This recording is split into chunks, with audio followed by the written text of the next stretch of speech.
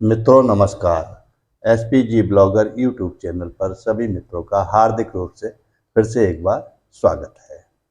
आज के वीडियो के इस भाग में एक हमारे मित्र नंजत राम मरकम जी ने एसपीजी ब्लॉगर यूट्यूब चैनल के वीडियो ऋषि कश्यप पर एक कमेंट प्रस्तुत किया।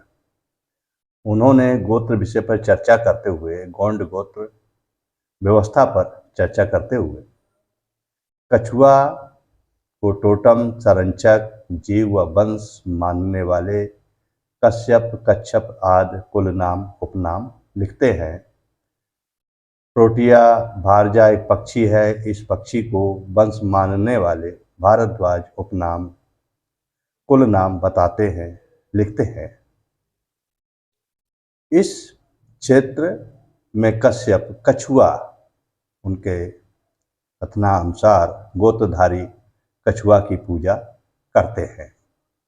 इसी प्रकार प्रत्येक गोत्रधारी अपने अपने गोत्र जीव की पूजा करते हैं। इस पर विचार प्रस्तुत करने के लिए कहा। देखिए मित्रों, आपकी जानकारी अति उत्तम है और सबको अपने अपने विचार प्रस्तुत करने का पूरा अधिकार है।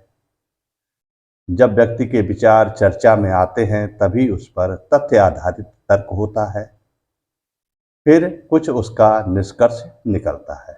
ये सब जानकारी का आधार ही तथ्यों पर विश्लेषण आधारित है। हम आपकी विचारधारा से अत्यधिक सहमत हैं। पहले का कोई ज़्यादा इतिहास नहीं मिलता है, केवल अनुमानों के आधार पर ही सब कुछ समझा गया है।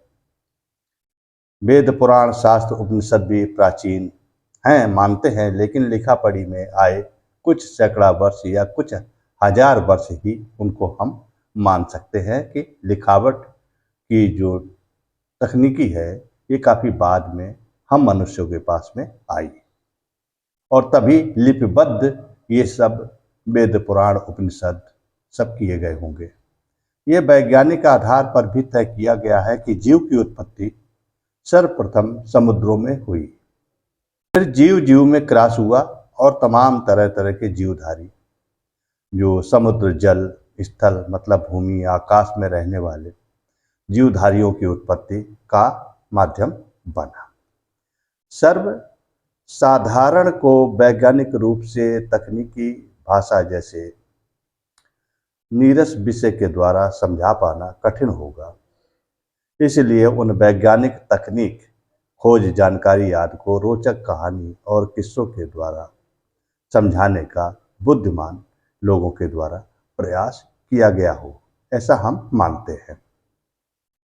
जिसके जानकारी प्राप्त करने की लोगों में उत्सुकता बनी रहे, इसलिए ऐसी विशिष्ट जानकारियों को कथा कहानी के माध्यम से कहा गया हो, लेकिन तार्किक बुद्धि का प्रयोग न करते हुए उन कहानी और किस्सों को जस का तस मान लिया और पीढ़ी दर पीढ़ी यही चलता चला आया।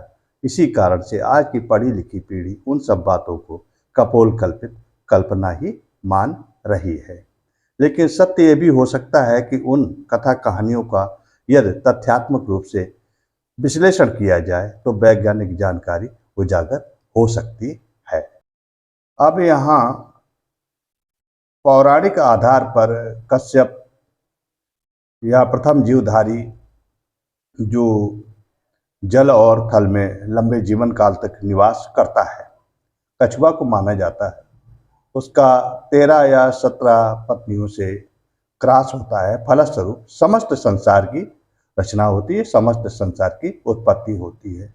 तो अगर शोध किया जाए तो हो सकता है कि ये बातें सच साबित हो सके और वैज्ञानिक जानकारी में इजाफा हो सके।